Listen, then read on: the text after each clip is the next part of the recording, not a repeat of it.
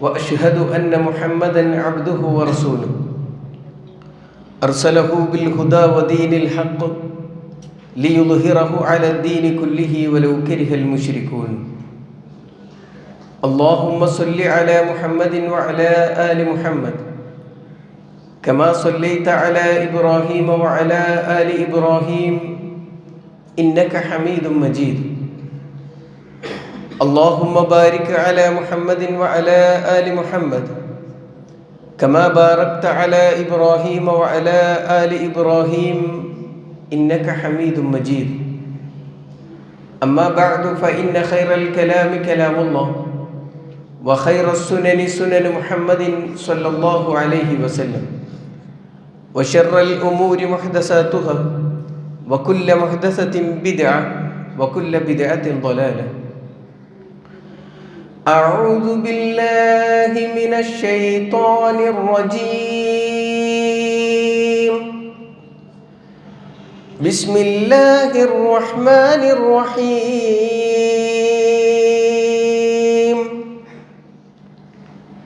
يا أيها الذين آمنوا اتقوا الله حق تقاته ولا تموتن إلا وأنتم مسلمون. يا أيها الذين آمنوا اتقوا الله وقولوا قولا سديدا يصلح لكم أعمالكم ويغفر لكم ذنوبكم ومن يطع الله ورسوله فقد فاز فوزا عظيما. بسم الله الرحمن الرحيم.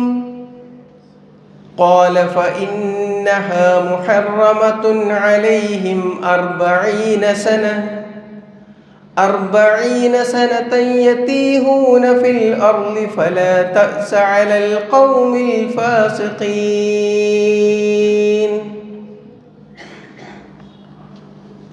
സമാധാനീയരായ സത്യവിശ്വാസികൾ,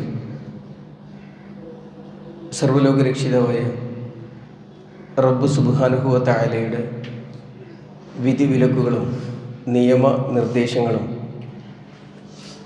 ജീവിതത്തിൻ്റെ എല്ലാ മേഖലകളിലും പാലിച്ചുകൊണ്ട് ജീവിക്കണമേ എന്ന് സ്വന്തത്തോടെന്ന പോലെ നിങ്ങൾ ഓരോരുത്തരെയും ഉണർത്തുകയാണ്, വസിയ്യത്ത് ചെയ്യുകയാണ്.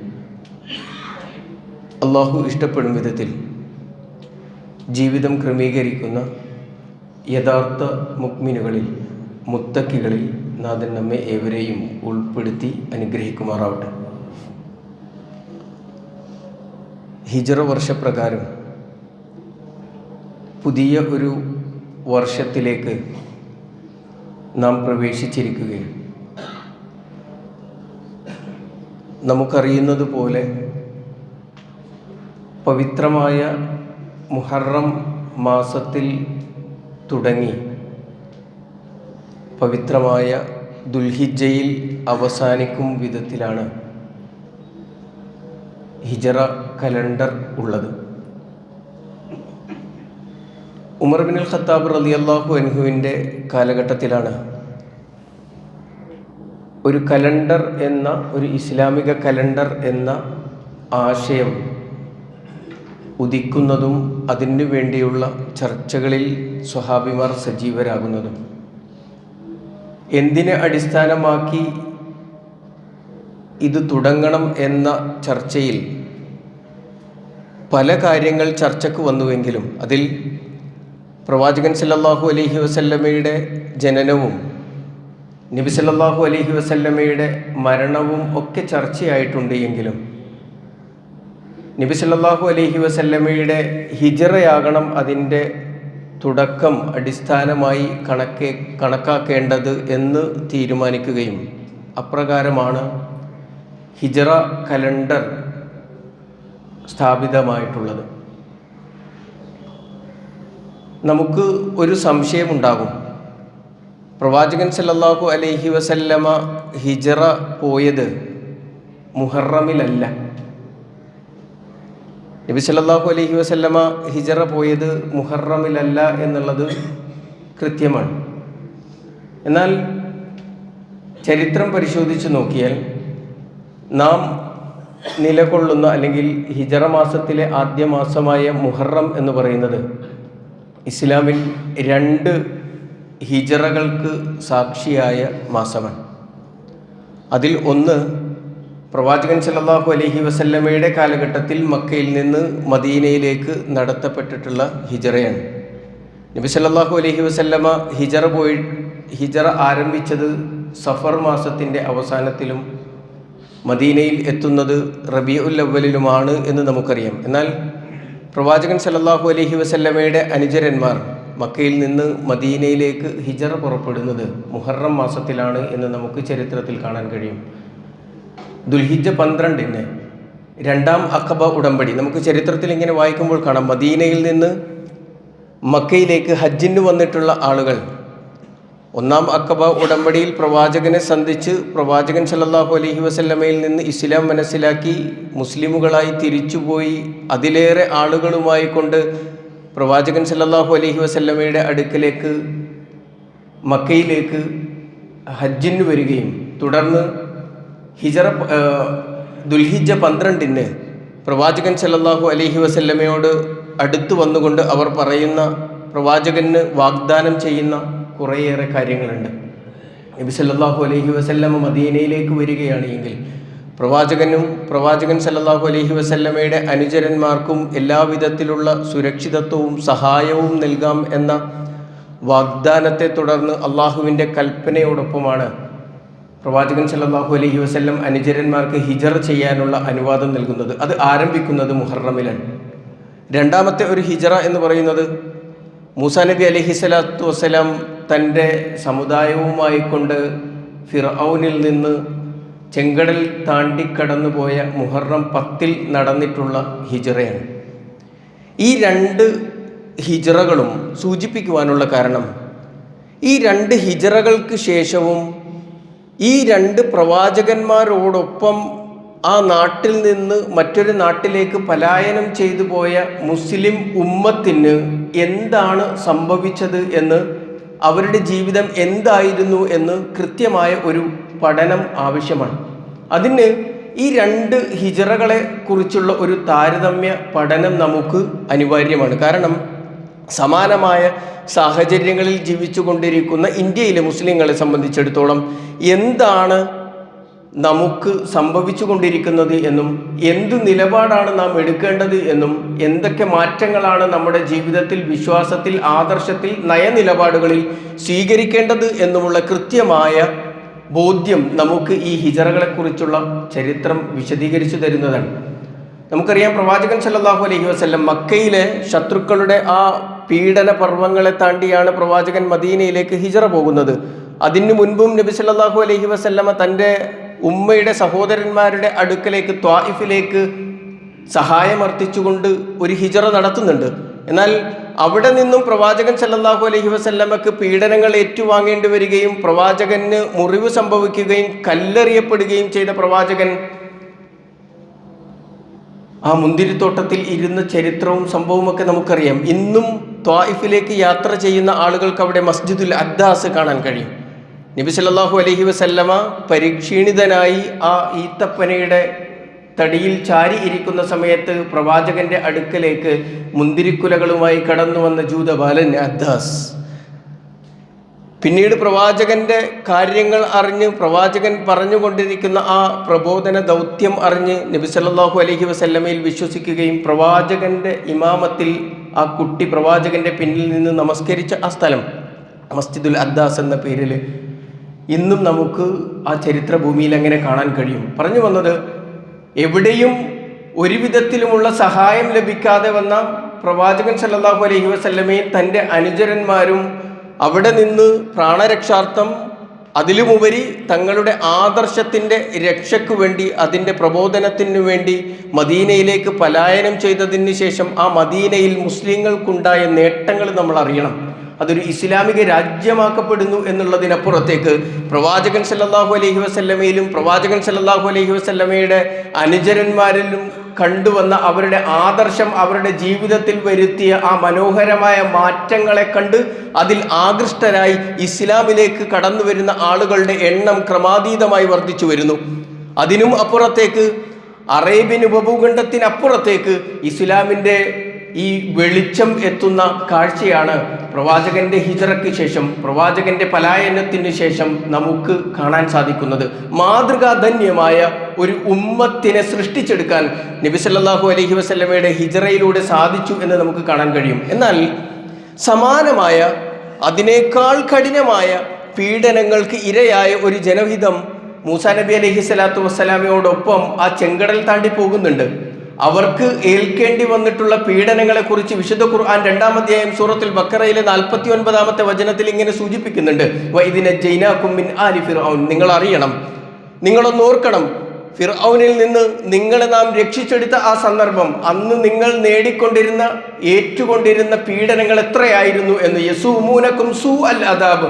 ലോകത്ത് എത്ര കഠിനമായ, എത്ര മോശമായ ശിക്ഷ ഒരാൾക്ക്, ഒരു ജനവിഭാഗത്തിന് നേരിടേണ്ടി വരുമോ ആ അത്രയും വലിയ പീഡനങ്ങൾ നിങ്ങൾ നേരിട്ട് കൊണ്ടിരുന്ന ആ സന്ദർഭം. യുദബ്ബിഹൂന അബ്നാഅക്കും വയസ്തഹ്യൂന നിസാഅക്കും. നിങ്ങളുടെ ആൺമക്കളെ അരുങ്കൊല ചെയ്യുകയും നിങ്ങളുടെ സ്ത്രീകളെ ജീവിക്കാൻ അനുവദിക്കുകയും ചെയ്യുന്ന ആ ഒരു അവസ്ഥാവിശേഷത്തിൽ നിന്ന് നിങ്ങളെ അല്ലാഹു സുബ്ഹാനഹു വ തആല അത്ഭുതകരമായി നോക്കൂ. നിങ്ങൾ മൂസാ നബി അലൈഹി സ്വലാത്തു വസ്സലാമയുടെ കയ്യിലുള്ള വടി നിലത്തിടുമ്പോൾ പാമ്പാകുന്നത് കണ്ട ആ ജനവിഭാഗം പിന്നീട് പ്രവാചകൻ സല്ലല്ലാഹു അലൈഹി മൂസാ നബി അലൈഹി സ്വലാത്തു വസ്സലാമയോടൊപ്പം ആ കടൽ തീരത്ത് എത്തുമ്പോഴേക്ക് മൂസാ നബി ആ കടലിൽ അടിച്ച് അത് രണ്ടായി പിളർന്ന് നടുക്കൊരു ഉണങ്ങിയ പാത സൃഷ്ടിക്കപ്പെട്ട് അതിലൂടെ രക്ഷപ്പെടുക മാത്രമല്ല ചെയ്തത്, തങ്ങളെ പിന്തുടർന്നു വന്ന ആ ശത്രു സൈന്യം ആ കടൽ നടുവിലേക്ക് ഇറങ്ങിച്ചെല്ലുമ്പോഴേക്ക് അത് ഒന്നായി ചേർന്ന് തങ്ങളുടെ ശത്രുക്കൾ ഒന്നായി മുക്കിക്കൊല്ലപ്പെടുന്ന അവസ്ഥയെ, ആ അള്ളാഹുവിൻ്റെ അനുഗ്രഹത്തെ നേരിൽ കണ്ട വിഭാഗം അവർ ആ സീനാ മരുപ്പറമ്പിലേക്ക് എത്തുമ്പോഴേക്ക് അവരോട് അല്ലാഹു സുബ്ഹാനഹു വ തആല വാഗ്ദത്തം ചെയ്ത അവരുടെ ഭൂമി എന്ന് പറയുന്നത് ഫലസ്തീനാണ്. ആ ഫലസ്തീനിലേക്ക് എത്തിപ്പെടണം എന്നാണ് അവരോട് അല്ലാഹു സുബ്ഹാനഹു വ തആല ആവശ്യപ്പെട്ടതും അവരോട് കൽപ്പിച്ചതും. എന്നാൽ 40 വർഷം ആ മരുപ്പറമ്പിൽ അലഞ്ഞ ആ സമുദായത്തിന് ആ കാലങ്ങളിൽ ഒന്നും അള്ളാഹു വാഗ്ദത്തം ചെയ്ത ആ ഭൂമിയിലേക്ക് എത്താൻ കഴിഞ്ഞില്ല എന്ന് ചരിത്രം പരിശോധിക്കുമ്പോൾ നമുക്ക് കാണാൻ കഴിയും. നമ്മൾ ആലോചിക്കേണ്ടത് എന്തുകൊണ്ടാണ് ഒരേ സാഹചര്യത്തിൽ നാട് വിട്ടുപോയ ആളുകൾ ഒരു വിഭാഗത്തിന് അതിനേക്കാൾ കൂടുതൽ പീഡനങ്ങൾ അനുഭവിക്കേണ്ടി വരികയും അതുപോലെ തന്നെ അതിനേക്കാൾ കൂടുതൽ അനുഗ്രഹങ്ങൾ നേരിട്ട് കാണുകയും ചെയ്ത ഒരു വിഭാഗം, അവർ ആ മരുപ്പറമ്പിൽ എത്തുമ്പോഴേക്ക് അവർക്ക് ഭക്ഷണം കഴിക്കാനില്ലായിരുന്നു, അവർക്ക് കുടിക്കാൻ വെള്ളമില്ലായിരുന്നു, മന്നയും സെൽവയും അള്ളാഹു അവരുടെ കൺമുന്നിൽ ഇറക്കുക വഴി അവർക്ക് അള്ളാഹു അനുഗ്രഹം ചെയ്തു കൊടുത്തു. മാത്രമല്ല മൂസാ നബി അലൈഹി സ്വലാത്തു വസ്സലാമയോട്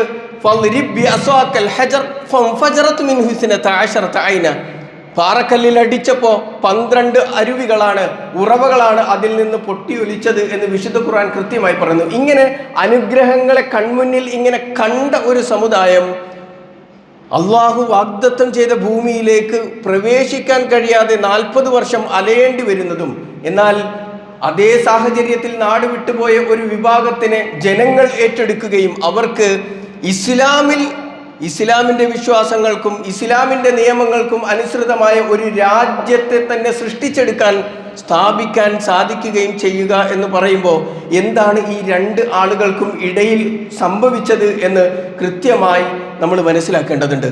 ഇവിടെ നമ്മൾ മനസ്സിലാക്കേണ്ടത് പ്രവാചകൻ സല്ലല്ലാഹു അലൈഹി വസല്ലമയോടൊപ്പം സഞ്ചരിച്ച ആളുകൾക്ക്, പ്രവാചകനോടൊപ്പം ഹിജറ ചെയ്തു പോയ ആളുകൾക്ക് നമുക്ക് കാണാൻ കഴിയുന്നത് ഒന്നാമത്തത് ആദർശത്തിനോടുള്ള അവരുടെ പ്രതിബദ്ധതയായിരുന്നു. വിശ്വാസത്തിലുള്ള അവരുടെ പ്രതിബദ്ധത. എന്തു തന്നെ സംഭവിച്ചാലും, എത്ര തന്നെ പ്രലോഭനങ്ങൾ ഉണ്ടായാലും ഈ വിശ്വാസത്തിൽ നിന്ന് ഒരിക്കലും മാറില്ല എന്ന ഉറച്ച ബോധ്യം ആ കൂട്ടർക്കുണ്ടായിരുന്നു എന്ന് ചരിത്രം ഇങ്ങനെ വായിക്കുമ്പോൾ നമുക്ക് കാണാൻ കഴിയും. രണ്ടാമത്തത്, എന്തു തന്നെ സംഭവിച്ചാലും അള്ളാഹുവും അള്ളാഹുവിൻ്റെ റസൂലും പറഞ്ഞത് കൃത്യമായി അനുസരിക്കുന്ന അനുസരണത്തിൻ്റെ വക്താക്കളായിരുന്നു അവർ എന്ന് നമുക്ക് കാണാൻ കഴിയും. അതുകൊണ്ടാണ് ബദറിൽ അവരെക്കാൾ 3 ഇരട്ടിയുള്ള ഒരു സൈന്യത്തെ നേരിടേണ്ടി വന്നപ്പോഴും ആ സൈന്യത്തെ നേരിടാൻ ചെന്നു നിൽക്കുന്ന അവരുടെ അവസ്ഥ എന്ന് പറയുന്നത് യാത്രയിലോ അല്ലെങ്കിൽ സ്ഥിരമായി അവരുടെ കയ്യിൽ കരുതുന്ന ആയുധങ്ങൾ മാത്രം തങ്ങളുടെ കയ്യിലിരിക്കെ, യുദ്ധത്തിന് വേണ്ടിയുള്ള ഒരു സന്നാഹവും ഇല്ലാതെ ഇരിക്കെ, ഇനി നമുക്ക് ഈ ഒരു വലിയ ശത്രു സൈന്യത്തെയാണ് നേരിടേണ്ടത് എന്ന് പ്രവാചകൻ സല്ലല്ലാഹു അലൈഹി വസല്ലമ അവരോട് പറഞ്ഞ സമയത്ത് ആ അനുചരന്മാർ നബി സല്ലല്ലാഹു അലൈഹി വസല്ലമയോട് പറഞ്ഞ വർത്തമാനം വിശുദ്ധ ഖുർആൻ പറയുന്നത്, ഇദ്ഹബ് അൻത വറബ്ബുക ഫഖാതില ഇന്നാ മഅകുമാ യുഖാതിലൂൻ.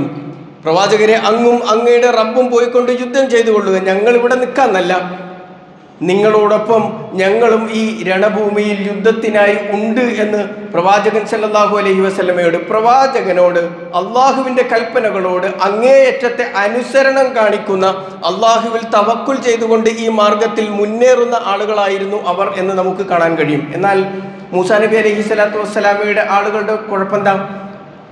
അവർക്ക് ആദർശത്തിൽ സ്ഥിരതയില്ലായിരുന്നു എന്നുള്ളതാണ്. ഒന്നാമത്തെ വിഷയം അതാണ്. എന്തുകൊണ്ട് ഈ ചരിത്രം ഇങ്ങനെ താരതമ്യം ചെയ്ത് പഠിക്കുന്നു എന്ന് ചോദിച്ചാൽ, മൂസാ നബി അലൈഹി സ്വലാത്തു വസ്സലാമയുടെ സമുദായത്തിന് ആ സീന മരുഭൂമിയിൽ ഉണ്ടായ അവസ്ഥ ഈ ഉമ്മത്തിന് ഉണ്ടാവാതിരിക്കാൻ എന്ത് ശ്രദ്ധിക്കണമെന്ന് ആലോചിക്കാനും പഠിക്കാനും തിരുത്താനും വേണ്ടിയിട്ടാണ്.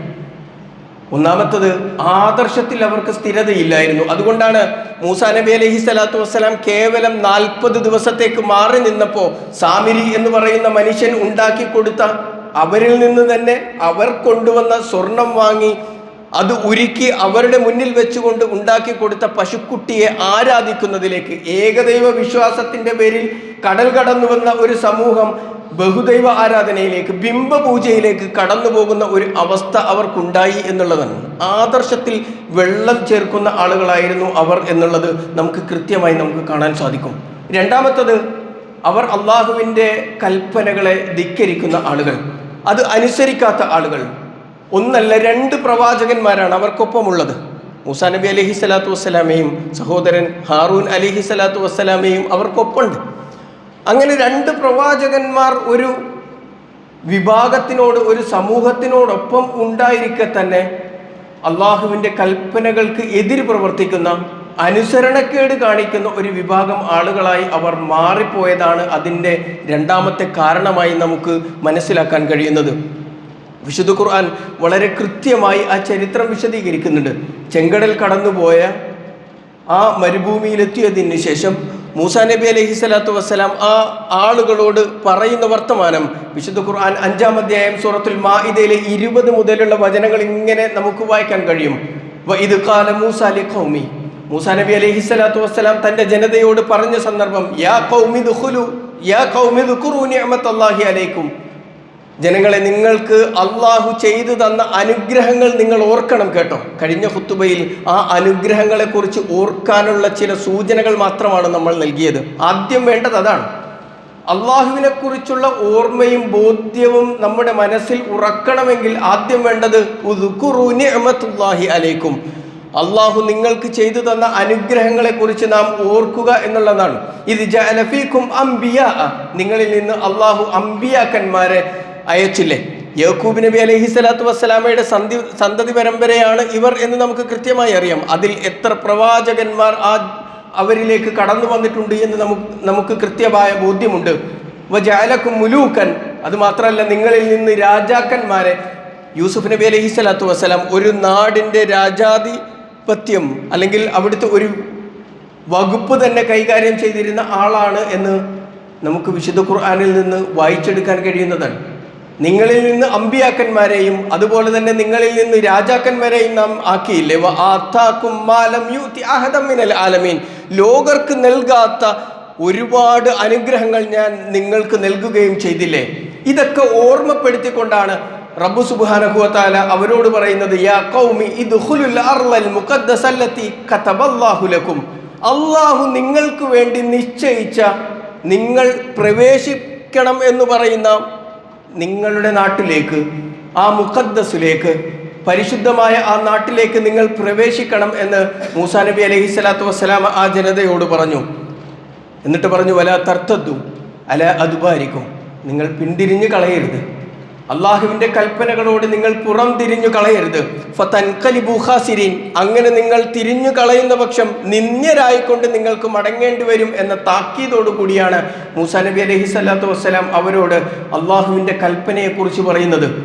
ഇത്രയേറെ അനുഗ്രഹങ്ങൾ കണ്ട ആ വിഭാഗം ആളുകൾ മൂസാ നബി അലൈഹി സ്വലാത്തു വസ്സലാമയോട് നടത്തുന്ന പ്രതികരണം ഖാലു, അവർ പറഞ്ഞു, യാ മൂസ ഇന്ന ഫീഹാ ഖൗമൻ ജബ്ബാരീൻ, മൂസ ആ നാട്ടില് അതികായന്മാരായ കുറെ ആളുകളാണ് ജീവിച്ചു കൊണ്ടിരിക്കുന്നത്.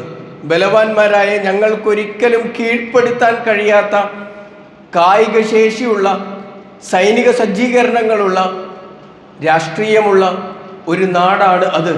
അതുകൊണ്ട് അവരിലേക്ക് പ്രവേശിക്കാൻ ഞങ്ങൾ ഒരിക്കലും തയ്യാറല്ല.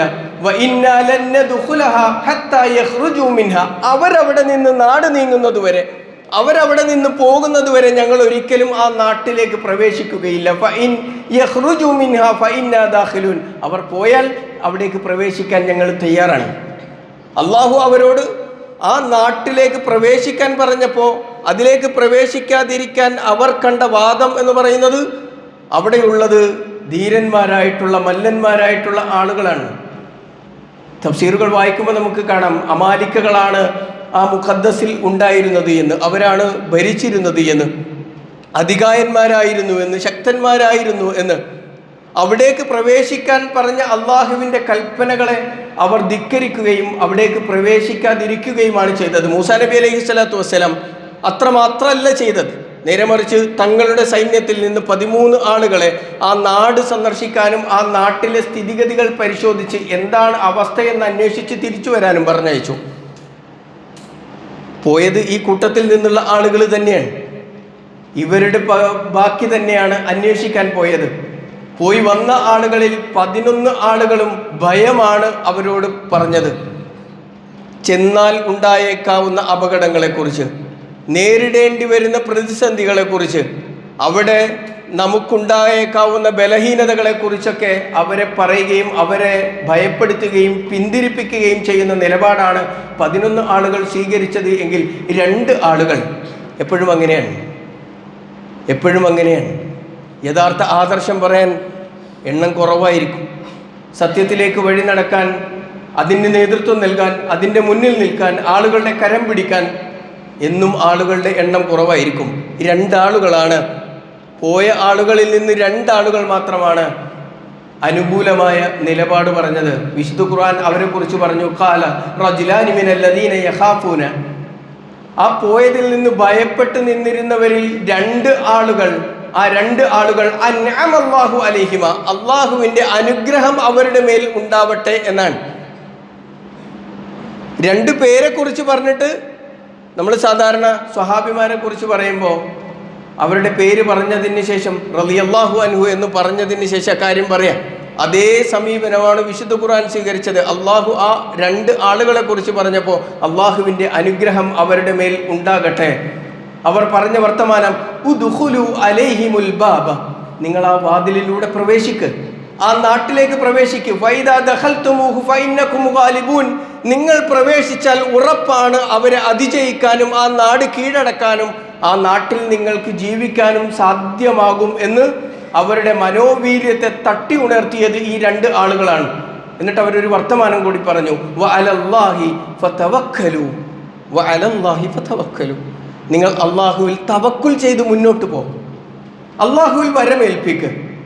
നമ്മളെ ഈ ഇവിടം വരെ എത്തിച്ചവൻ ആ റബ്ബാണ് എങ്കിൽ ഇനിയും എന്തുകൊണ്ട് അള്ളാഹുവിൻ്റെ സഹായം നിങ്ങൾ പ്രതീക്ഷിക്കുന്നില്ല? അതുകൊണ്ട് നിങ്ങൾ അള്ളാഹുവിൽ തവക്കുൽ ചെയ്ത് ആ വാതിലിലൂടെ അകത്തേക്ക് പ്രവേശിക്കുക, അള്ളാഹു പറഞ്ഞ ഇടത്തേക്ക്, അള്ളാഹുവിൻ്റെ കൽപ്പനയെ നിങ്ങൾ അനുസരിക്കുക എന്ന് പറഞ്ഞപ്പോൾ ഇത്രയൊക്കെ പറഞ്ഞിട്ടും അവരുടെ മറുപടി എന്തെന്നറിയോ? ഖാലു, ആ ജനങ്ങൾ പറഞ്ഞത്, യാ മൂസ ഇന്നാ ലൻ നദ്ഖുലഹ അബദൻ മാ ദാമു ഫീഹാ, അവരവിടെ ഉണ്ടായിരിക്കുന്നിടത്തോളം കാലം ഒരിക്കലും ഞങ്ങൾ അതിലേക്ക് പ്രവേശിക്കുകയില്ല. ഫദ്ഹബ് അൻത വറബ്ബുക ഫഖാതില ഇന്നാ ഹാഹുനാ ഖായിദൂൻ, നീയും നിന്റെ റബ്ബും പോയിട്ട് വേണമെങ്കിൽ യുദ്ധം ചെയ്തോ, ഞങ്ങൾ ഇവിടെ തന്നെ നിൽക്കുകയാണ് എന്ന്. നോക്കൂ, ഇതാണ് ആ 2 ജനവിഭാഗങ്ങൾ തമ്മിലുള്ള വ്യത്യാസം. മുഹമ്മദ് നബി സല്ലല്ലാഹു അലൈഹി വസല്ലമയോടൊപ്പം ഹിജ്റ ചെയ്തു പോയ ആളുകൾ പ്രതിസന്ധിയുടെ ഘട്ടത്തിൽ പ്രവാചകൻ സല്ലല്ലാഹു അലൈഹി വസല്ലമയോട് പറഞ്ഞത് ഇദ്ഹബ് അൻത വറബ്ബുക ഫഖാതില ഇന്നാ മഅകുമാ യുഖാതിലൂൻ, ഞങ്ങളും നിങ്ങളോടൊപ്പം യുദ്ധം ചെയ്യാം പ്രവാചകരെ എന്നാണ് എങ്കിൽ ഈ വിഭാഗം ആളുകൾ മൂസാ നബി അലൈഹി സ്വലാത്തു വസ്സലാമയോട് പറഞ്ഞത് ഫദ്ഹബ് അൻത വറബ്ബുക ഫഖാതില ഇന്നാ ഹാഹുനാ ഖാഇദൂൻ, ഞങ്ങൾ ഇവിടെ നിൽക്കാം, നീയും നിന്റെ റബ്ബും പോയിട്ട് യുദ്ധം ചെയ്ത് നാട് പിടിച്ചടക്കി കീഴടക്കി അവരെ അവിടെ നിന്ന് പുറത്താക്കി സുഗമമായി യാതൊരു പണിയും എടുക്കാതെ ഒരധ്വാനവുമില്ലാതെ ഞങ്ങൾക്ക് ജീവിക്കാൻ പറ്റുന്ന ഒരു സാഹചര്യം ഉണ്ടാക്കുക, എങ്കിൽ ഞങ്ങൾ അവിടേക്ക് കടന്നു വരാം എന്ന ധിക്കാരത്തിൻ്റെ വർത്തമാനമാണ് അവർ പറഞ്ഞത്. 40 വർഷം നമ്മൾ ആലോചിക്കണം. 40 വർഷം ആ ആളുകൾക്ക് അവർക്ക് വാഗ്ദാനം ചെയ്യപ്പെട്ട നാട്ടിലേക്ക് പ്രവേശിക്കാൻ കഴിയാതെ ആ മരുഭൂമിയിലൂടെ അലഞ്ഞു നടക്കേണ്ടി വന്നു എന്നാണ് വിശുദ്ധ ഖുർആൻ ആ സംഭവത്തെ സൂചിപ്പിക്കുന്നത്. എങ്ങനെയെന്നറിയോ? 26-ാമത്തെ വചനം ഖാല, അല്ലാഹു സുബ്ഹാനഹു വ തആല പറയാണ് ഫഇന്നഹാ മുഹറമത്തുൻ അലൈഹിം, അവരുടെ ആ നിലപാട് കൊണ്ട്, അവരുടെ ആ ധിക്കാരം കൊണ്ട്, അവർ പ്രവാചകനോട് പറഞ്ഞ ആ വർത്തമാനത്തിൻ്റെ ഗൗരവം കൊണ്ട്, അവർ അള്ളാഹുവിനോട് കാണിച്ച അനുസരണക്കേടുകൊണ്ട് ഫഇന്നഹാ മുഹറമത്തുൻ അലൈഹിം 40 സന, 40 വർഷം അവർക്കത് അള്ളാഹു നിഷിദ്ധമാക്കി. അവിടേക്ക് കയറാൻ പറ്റാത്ത അവസ്ഥയിൽ അവരുടെ മനസ്സുകളെ അള്ളാഹു മാറ്റിക്കളഞ്ഞു എന്നുള്ളതാണ്. യതീഹൂന ഫിൽ അർദ്, അവർക്ക് ഭൂമിയിൽ ഇങ്ങനെ അലഞ്ഞു തിരിഞ്ഞ് നടക്കേണ്ടി വന്നു എന്നാണ് വിശുദ്ധ ഖുർആൻ കൃത്യമായി പറഞ്ഞത്. എന്നിട്ട് മൂസാ നബി അലൈഹി സ്വലാത്തു വസ്സലാമയോട് പറഞ്ഞു ഫലാ തഅ്സ അലൽ ഖൗമിൽ ഫാസിഖീൻ, ഇങ്ങനെ ധിക്കാരികളായ തെമ്മാടികളായ ഒരു വിഭാഗം ആളുകളുടെ കാര്യത്തിൽ താങ്കൾ നിരാശപ്പെടേണ്ടതില്ല. മൂസാ നബി അലൈഹി സ്വലാത്തു വസ്സലാമയോട് പറയുകയും ചെയ്തതായി നമുക്ക് കാണാൻ കഴിയും. നമ്മൾ മനസ്സിലാക്കേണ്ടുന്നത് സഹോദരന്മാരെ, അള്ളാഹുവിൻ്റെ സഹായം എവിടെയാണ് ലഭിക്കുക? സമാനമായ സാഹചര്യങ്ങളിൽ ജീവിച്ചു കൊണ്ടിരിക്കുന്ന ഒട്ടേറെ മുസ്ലിങ്ങൾ ഇന്ത്യൻ സംസ്ഥാനങ്ങളിലുണ്ട് എന്ന് നമ്മൾ മനസ്സിലാക്കണം. അല്ലെങ്കിൽ ഇതുപോലെയുള്ള ഒരു സാഹചര്യത്തെ നേരിടേണ്ടി വരുന്ന ഒരു അവസ്ഥ ഉണ്ടായാൽ അവിടെയെല്ലാം ആദർശത്തിൽ ഉറച്ചു നിൽക്കാൻ നമുക്ക് സാധിക്കേണ്ടതുണ്ട്. ആദർശത്തിൽ എപ്പോൾ നമ്മൾ വെള്ളം ചേർക്കുന്നുവോ അവിടെ നഷ്ടപ്പെടുന്നത് അള്ളാഹുവിൻ്റെ സഹായമായിരിക്കും എന്ന് നമ്മൾ മനസ്സിലാക്കണം. സാമിരി എന്ന് പറയുന്ന മനുഷ്യൻ അവർക്ക് ഒരു കാളക്കുട്ടിയെ ഉണ്ടാക്കി കൊടുത്തപ്പോൾ അതിൻ്റെ പിന്നാലെ പൂജയും ആരാധനയും പ്രാർത്ഥനയുമായി ഒരു വിഭാഗം പോയി എങ്കിൽ അഭിനവ സാമിരിമാർ നമ്മുടെ ആളുകളിൽ കാളക്കുട്ടിക്ക് പകരം ഖബറുകളെയാണ് സ്ഥാപിച്ചു കൊടുത്തുകൊണ്ടിരിക്കുന്നത്.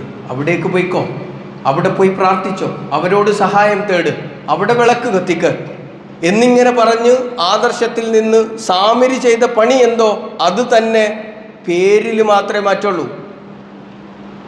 മാത്രമല്ല അള്ളാഹുവിൻ്റെ വിശേഷണങ്ങൾ പോലും നമുക്കിടയിൽ മരിച്ച് മൺമറഞ്ഞു പോയ ആളുകൾക്ക് വകവെച്ച് കൊടുക്കുന്നത്, അത് കോഴിക്കോട് മടവൂരാണ് എങ്കിലും ഇറാഖ് ബാഗ്ദാദിലാണ് എങ്കിലും ശരി, അവിടെയെല്ലാം മൺമറഞ്ഞു പോയ ആളുകൾക്ക് അവരാണ് ലോകം നിയന്ത്രിക്കുന്നത് എന്ന് വിശ്വാസി സമൂഹത്തെ പറഞ്ഞ് അവരെ യഥാർത്ഥ ആദർശത്തിൽ നിന്ന് പിന്തിരിപ്പിക്കാൻ ശ്രമിക്കുമ്പോൾ അവിടെയെല്ലാം കൃത്യമായി ഈ മുഹറമിൽ നടന്നിട്ടുള്ള ഹിജറയുടെ ഈ ചരിത്രം പഠിച്ചു മനസ്സിലാക്കിയിട്ട് അതിൽ നിന്ന് പിന്തിരിയാനും യഥാർത്ഥ ആദർശത്തിൻ്റെ വക്താക്കളായി അള്ളാഹുവിലുള്ള അടിയുറച്ച വിശ്വാസത്തിൽ ജീവിക്കാനും നമുക്ക് സാധിച്ചിട്ടില്ല എങ്കിൽ യതീഹൂന ഫിൽ അർള് എന്ന വിശുദ്ധ ഖുർആൻ പറഞ്ഞു. അതുമല്ല എങ്കിൽ അവർക്ക് നിശ്ചയിച്ച അവരുടെ വാഗ്ദത്ത ഭൂമി ഏതോ അതിലേക്ക് പ്രവേശിക്കാൻ കഴിയില്ല എന്നാണ് പറഞ്ഞത്. അപകടം എവിടെയാണെന്നറിയോ? നമുക്ക് വാഗ്ദത്തം ചെയ്ത ഭൂമി എന്ന് പറയുന്നത് സ്വർഗമാണ്. നമുക്ക് വാഗ്ദത്തം ചെയ്ത ഭൂമി സ്വർഗം. ആ സ്വർഗത്തിലേക്ക് പ്രവേശിക്കാൻ കഴിയാത്ത അവസ്ഥ നാളെ പരലോകത്ത് വന്നു കഴിഞ്ഞാൽ ഒരു തിരുത്തലിനും സാധ്യമാകാതെ നരകത്തിലേക്ക് പ്രവേശിക്കപ്പെടേണ്ട അവസ്ഥ വരും എന്നുള്ളതാണ്. അതുകൊണ്ട് ഇവിടെ വെച്ച് തിരുത്തണം, ഇപ്പോൾ തിരുത്തണം. അതിന് ഈ ചരിത്രങ്ങളെ നമ്മൾ പഠിക്കണം. രണ്ടാമത്തത്, അവർ അള്ളാഹുവിൻ്റെ കൽപ്പനകളെ അനുസരിച്ചില്ല എന്നുള്ളതാണ്. പലപ്പോഴും ചെറിയ കാര്യങ്ങൾക്ക് പോലും, കുടുംബങ്ങളിൽ നടക്കുന്ന ചെറിയ കാര്യങ്ങൾക്ക് പോലും അള്ളാഹുവും അള്ളാഹുവിൻ്റെ റസൂലും പറഞ്ഞിടത്ത് നിന്ന് അപ്പുറത്തേക്ക് ചിലത് ചെയ്യാൻ കുട്ടികൾ അങ്ങനെയൊക്കെയാണ്. അവരുടെ ആഗ്രഹം ഇങ്ങനെയൊക്കെയാണ്. എല്ലാം ഇപ്പം ഇങ്ങനെയൊക്കെയല്ലേ നടക്കുന്നത്. ഈ രൂപത്തിലുള്ള കാര്യങ്ങൾ പറഞ്ഞാണ് ട്രെൻഡിനൊപ്പം നമ്മൾ പോകുന്നത് എങ്കിൽ, അവിടെ അള്ളാഹുവിൻ്റെയും അള്ളാഹുവിൻ്റെ പ്രവാചകൻ്റെയും കൽപ്പനകളെ ധിക്കരിക്കുന്നുണ്ട് എങ്കിൽ അള്ളാഹുവിൻ്റെ സഹായം നഷ്ടപ്പെടും എന്ന ഒരു ബോധ്യം കൂടി ഈ ചരിത്രങ്ങളെ ചേർത്ത് വായിക്കുമ്പോൾ മനസ്സിലാക്കേണ്ടതുണ്ട്. നാഥൻ അവൻ്റെ ആദർശത്തെ പിന്തുടർന്ന് അവനിൽ അനുസരണയോടുകൂടി ജീവിക്കാൻ നമ്മെ ഏവരെയും തൗഫീക്ക് നൽകി അനുഗ്രഹിക്കുമാറാവട്ടെ.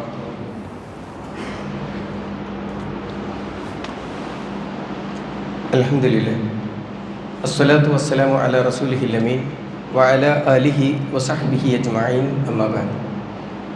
ഒരിക്കൽ കൂടി അള്ളാഹുവിൻ്റെ വിധിവിലക്കുകൾ അനുസരിച്ച് ജീവിക്കണമെന്ന് ഉണർത്തുകയാണ്, വസിയ്യത്ത് ചെയ്യുക. മുഹറം മാസത്തിൻ്റെ ചരിത്രപരമായ പ്രത്യേകതകളും അതിൽ നിന്ന് നാം മനസ്സിലാക്കേണ്ടതും ഉൾക്കൊള്ളേണ്ടതും തിരുത്തേണ്ടതുമായ നിലപാടുകളെക്കുറിച്ചുമാണ് സൂചിപ്പിച്ചത്. അതോടൊപ്പം തന്നെ പവിത്രമായ ഈ മാസത്തിന് മറ്റ് അനേകം പ്രത്യേകതകൾ പ്രവാചകൻ സല്ലല്ലാഹു അലൈഹി വസല്ലമ പഠിപ്പിക്കുന്നുണ്ട്. ഷഹ്റുല്ലാഹിൽ മുഹറം എന്നാണ് ആ മാസത്തെക്കുറിച്ച് തന്നെ പറയാം. അള്ളാഹുവിൻ്റെ മാസമായ മുഹറം എന്നാണ് അതിനെ സൂചിപ്പിക്കാറുള്ളത്. ആ മുഹറമിൽ ഒരു നോമ്പുണ്ട് എന്ന് നമുക്കറിയാം. അതിൻ്റെ പ്രത്യേകതയായിക്കൊണ്ട് പ്രാധാന്യം സൂചിപ്പിച്ചുകൊണ്ട് പ്രവാചകൻ സല്ലല്ലാഹു അലൈഹി വസല്ലമയിൽ നിന്നും അബൂ ഹുറൈറ റളിയല്ലാഹു അൻഹു റിപ്പോർട്ട് ചെയ്യുന്ന ഹദീസിൽ കാണാം, അഫ്ളലുസ് സിയാമി ബഅദ റമളാൻ ഷഹ്റുല്ലാഹിൽ മുഹറം.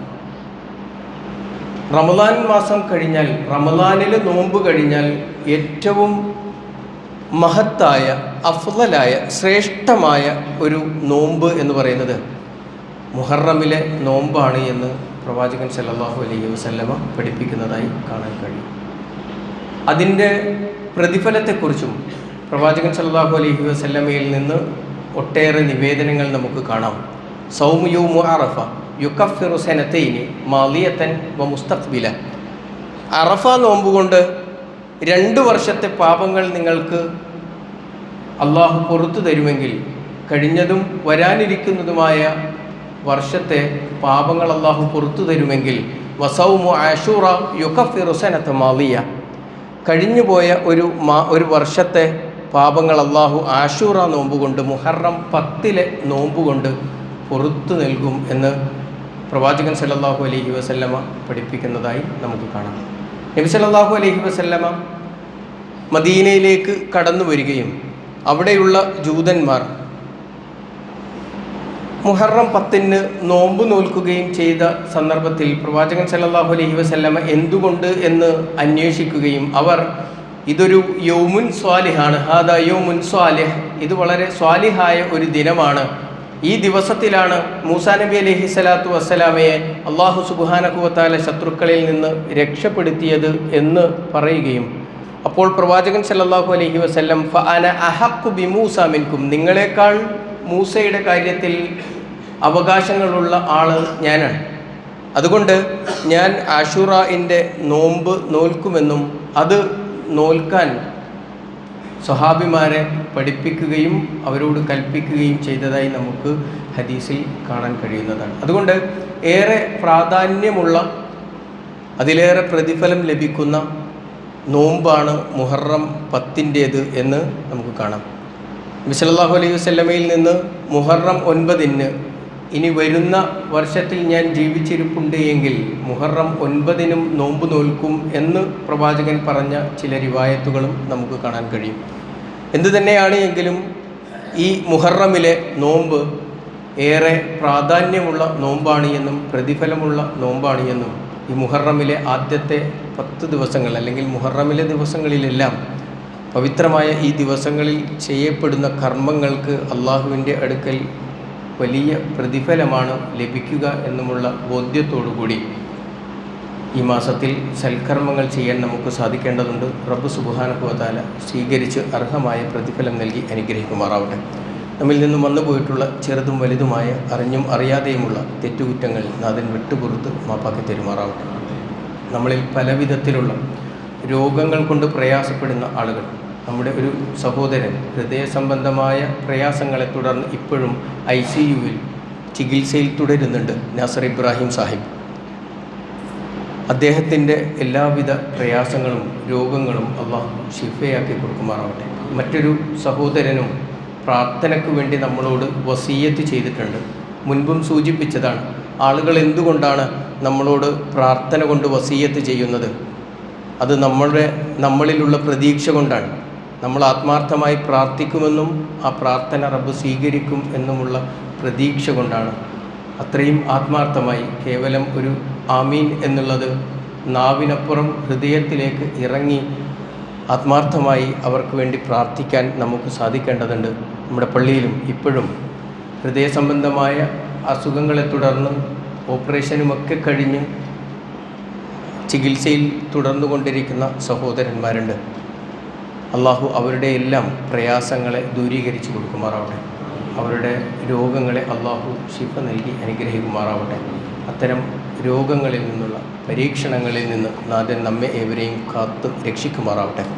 നമ്മളിൽ മരണപ്പെട്ടുപോയ ആളുകൾ അവരുടെ ഖബറുകളെ അള്ളാഹു വിശാലമാക്കി കൊടുക്കുമാറാവട്ടെ. അവരുടെ പാപങ്ങളെ അള്ളാഹു വിട്ടുപുറത്ത് മാപ്പാക്കി കൊടുക്കുമാറാവട്ടെ. നമ്മെയും അവരെയും അവൻ്റെ ജന്നാത്തുൽ ഫിർദൗസിൽ ഒരുമിച്ച് കൂട്ടി അനുഗ്രഹിക്കുമാറാവട്ടെ. അല്ലാഹുമ്മ ഗ്ഫിർ ലിൽ മുഅ്മിനീന വൽ മുഅ്മിനാത്ത് വൽ മുസ്ലിമീന വൽ മുസ്ലിമാത്ത് വൽ അഹ്യാഇ മിൻഹും വൽ അംവാത്ത് ഇന്നക മുജീബുദ് ദഅവാതി വയാ ഖാദിയൽ ഹജാത്ത് റബ്ബനാ തഖബ്ബൽ മിന്നാ ഇന്നക അൻത സമീഉൽ അലീം വതുബ് അലൈനാ ഇന്നക അൻത തവ്വാബുർ റഹീം. അല്ലാഹുമ്മ അജിർനാ മിനൻ നാർ. അല്ലാഹുമ്മ അജിർനാ വ അജിർ